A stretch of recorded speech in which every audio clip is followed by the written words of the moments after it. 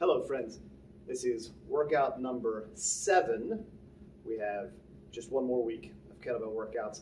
Things got a little bit harder today, so let me demonstrate a few of the exercises for you today. Starting off with your warm-up, you'll see that the kettlebell around the bodies that we've been doing for a couple of weeks now we're on one leg. So we've got to get 10 in each direction. Long, tight core here. Kick a leg behind you. Don't pull it up in front of you because you're going to smack it with the kettlebell. Behind you, we're going to go 10 in each direction. And I'm going to do all 10 to show you just how tough this one can be. I expect to see you wobbling. I expect to see you fighting that kettlebell. Oh, you might even put a foot down. When you switch directions, also switch legs. Doesn't really matter which leg you're using for which direction. It's a toughie. Looking for 10 in each direction. If your foot goes down, rebrace yourself, set everything back up, and keep going. We move on to the halo, which we're now doing in a kneeling position. So taking a little bit of the balance out of it because your feet are no longer down. Oh, so we're still getting 10 in each direction here. And again, you can always alternate if you'd prefer. But we're now doing that in a kneeling position. Be sure to keep upright and tall the whole time. We then move on to the front rack farmer's carry. Just like every other week, a little bit heavier and a little bit longer if you can. We move into the actual workout. The first exercise is the kettlebell front squat with 2 kettlebells. We've done this one before, but again, to demonstrate, just because, why not? Into position, the dual front squat from that 45-degree angle. Rather narrow stance, upright the whole time. Keep that chest up, keep those shoulders back, keep the kettlebells in tight, long, strong wrists as well. Followed up by the dumbbell push press. Again, there's no proper kettlebell push press in the Lifetime Training Library, but I would prefer you to use kettlebells. On a push press, the idea is that you're going to use your knees for a little bit of momentum, okay? You're going to bend here, push the hips back just a little bit, but mostly think about the knees.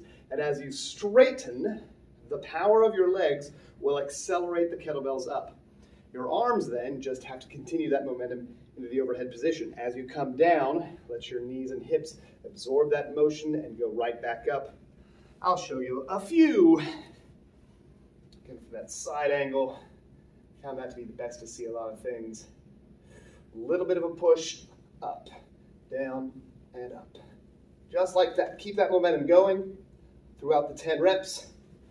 You're going to feel that in both the shoulders and maybe the legs a little bit. The one leg, one arm, bent over row. Again, the exercise library. This is with a dumbbell. I prefer a kettlebell. You would too. So we're going to go contralateral, meaning whatever arm you're using, you're going to stand on the opposite leg. Might take some memory to remember that. So one leg, slightly unlocking the knee helps. Keep it as straight as you can though. And we hinge forward, kicking that opposite leg straight back. We want to keep the hips as straight as we can, the shoulders squared off, and then we perform the one arm row. We're looking for 10 reps. And again, just like with the one arm around the body, balance is going to be a big deal there. Other side. Right.